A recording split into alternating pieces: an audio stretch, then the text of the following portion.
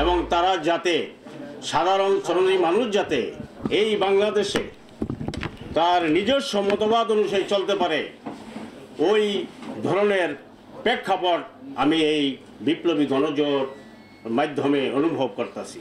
তা আমি এসিআই শ্রমিক কর্মচারী ইউনিয়নের এক্স প্রেসিডেন্ট, 14 বছর আমি নেতৃত্ব দিয়েছি।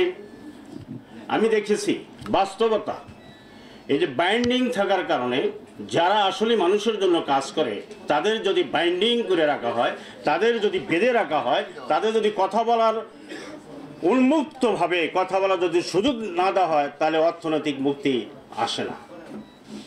দেখা গেছে আমি একটা শ্রেণীর কথাই বলবো, ফার্মাসিউটিক্যাল শ্রমিকের কথাই বলবো। আমাদের এই বাংলাদেশে 350টিরও বেশি ফার্মাসিউটিক্যাল আছে। দেখেন আপনারা, এখানে অনেক গুণীজন আছেন, আমি নগণ্য ব্যক্তি।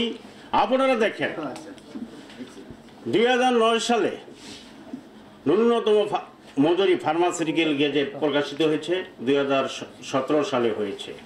আপনারা খোঁজ নিয়ে দেখেন, এখানে যারা আপনারা উপস্থিত আছেন, অনেক ফার্মাসিউটিক্যালে এই ন্যূনতম মজুরি বাস্তবায়ন হয় নাই। এই যে ন্যূনতম মজুরি বোর্ড গঠন করে এখানে লেখা আছে যে অপারেটর 6200 টাকা, এর বেসিক, এর কমে দেওয়া যাবে না।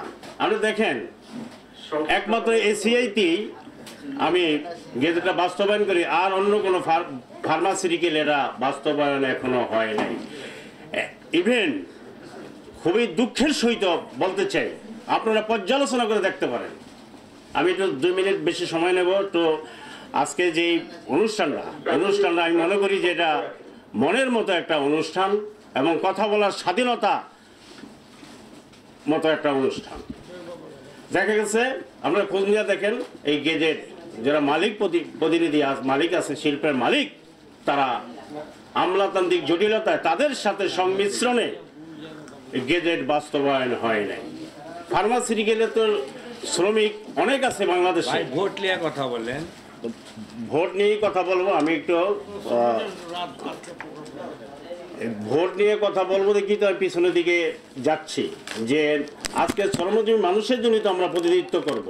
শ্রমজীবী মানুষের যদি অধিকারই এখানে না থাকে, তাহলে জনগণ জোয়ার কিভাবে সৃষ্টি হবে? খোঁজ নিয়ে দেখেন, কোনো ফার্মাসিউটিক্যাল গেজেট শিল্পে ইউনিয়নিত করতে পারে না। এটা কি দায় কাদের?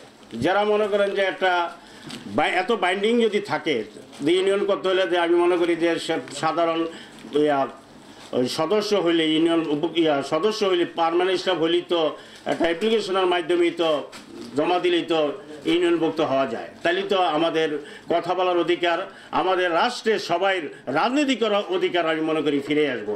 আমাদের যদি এত বাইন্ডিংই থাকে, তাহলে আমরা কিভাবে সামনে এগিয়ে যাব? আমি আশাবাদ ব্যক্ত করব, এখানে অনেক জ্ঞানীগুণী ব্যক্তি আছে, যাতে নির্বাচনে কালো টাকার প্রভাবে যাতে অশুভ লোক, অশুভ ব্যক্তি যারা এই নির্বাচনে না আসতে পারে, আমরা বিভিন্ন জায়গায়, পাড়া মহল্লায়, সব জায়গায় আমরা এই বিপ্লবী গণজোটের মাধ্যমে আমরা সচেতন থাকব, যাতে আমাদের যে পার্টি যাতে সামনে নির্বাচনে প্রতিদ্বন্দ্বিতা করতে পারে। এই সরকারের কাছে আমরা এই আশাবাদ ব্যক্ত করব। এই বলে আমি আমার বক্তব্য শেষ করছি। সবাই